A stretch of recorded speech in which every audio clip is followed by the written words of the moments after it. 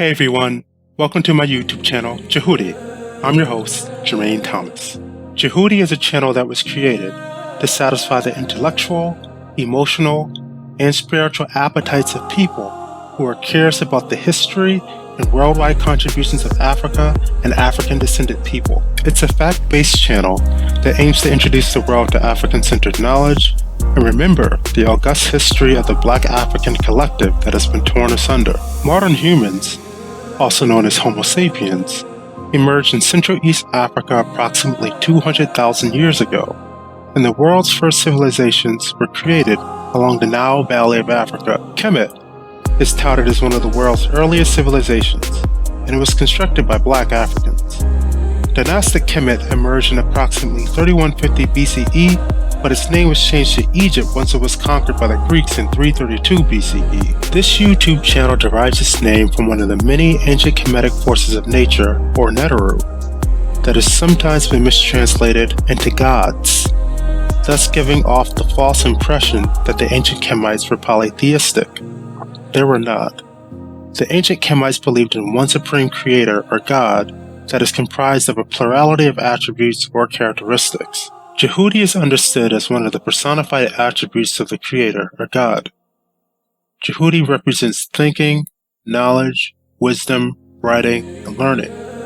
To put it simply, Djehuti is the personification of the divine intellect.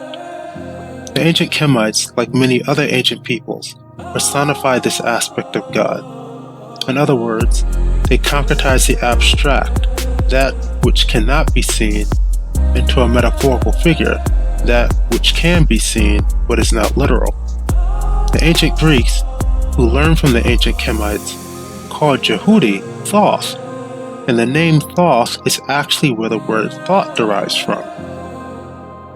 Have you ever wondered where thoughts come from? Doesn't it seem like thoughts just pop into your head without much active effort? Well, that's why ancient peoples like the Kemites believed that certain thoughts were placed in the mind by the divine creator, as the source of such thoughts can't be observed.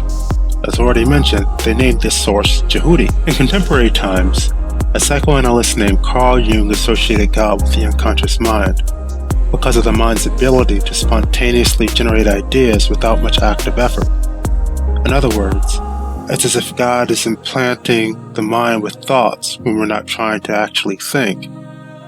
For example, if one is tasked with writing a creative essay or composing a song, it's often useful to see what thoughts come to mind when one is not actively thinking about the project, or wait for what is to be discovered in one's dreams, as Carl Jung believed that God often communicates with people through the unconscious mind, especially while they're dreaming.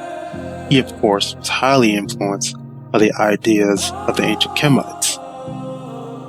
With this in mind, this channel will encourage you to think and possibly rethink what you thought you knew about the world, Africa, and African-descended people.